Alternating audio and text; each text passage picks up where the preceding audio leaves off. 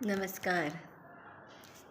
एकदा काय झालं, एका कमलदलावरती एक दवबिंदू अलगद येऊन उतरले.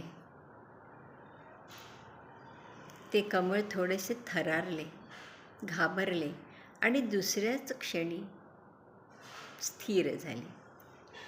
किंचित थोडंसं वाकून त्यांनी त्या दवबिंदूला अलगद पाण्यात सोडून दिले आणि पुन्हा मस्तीमध्ये जीवन जगायला लागले, डोलायला लागलं.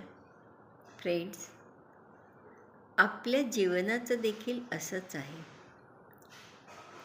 आपल्याला जे अनुभव आपल्या मनात आलेले आहेत वाईट, ज्याने आपण त्रासलेलो आहेत, घाबरलेलो आहेत, आतंकित झालेलो आहेत, असे विचार अलगद पाण्यात सोडून द्यायला हवे.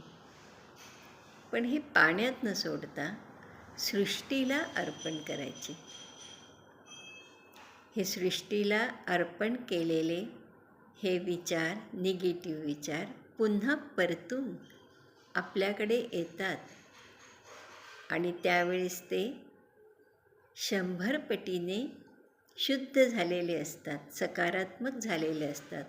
हा विश्वास ठेवा. पण ह्याच्यात विश्वास ही गोष्ट फार जरुरी आहे. हे जे विचार असतात ना, निगेटिव्ह आणि पॉझिटिव्ह कोणतेही, हे पाण्याच्या बुलबुल्यासारखे असतात, क्षणिक असतात, विखरून जातात.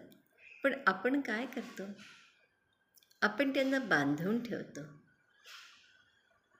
आणि त्यांना साठा करून ठेवतो. त्यामुळे होतं काय की मनावरती आणि जीवनावरती ते विचार बोझ बनत जातात आणि मग जीवनच एकूण कष्टदायक वाटायला लागतं. तर जे काही आपण अनुभवतो आहे ते रोज रात्रीच्या प्रार्थनेत सृष्टीला अर्पण करून द्यायचे आणि पूर्ण रीते होऊन जायचे, मोकळे व्हायचे. मग पहा जीवन कसं खिलखिलावतं ते. आपण हलके होऊन जातो. आपलं शरीर आणि मन दोन्ही हलके होतं आणि आनंदाचे डोही आनंद तरंगे अशी अवस्था आपली होते. करून बघा. मी पण करते. प्रयत्न करणे हे आपले काम असते ना.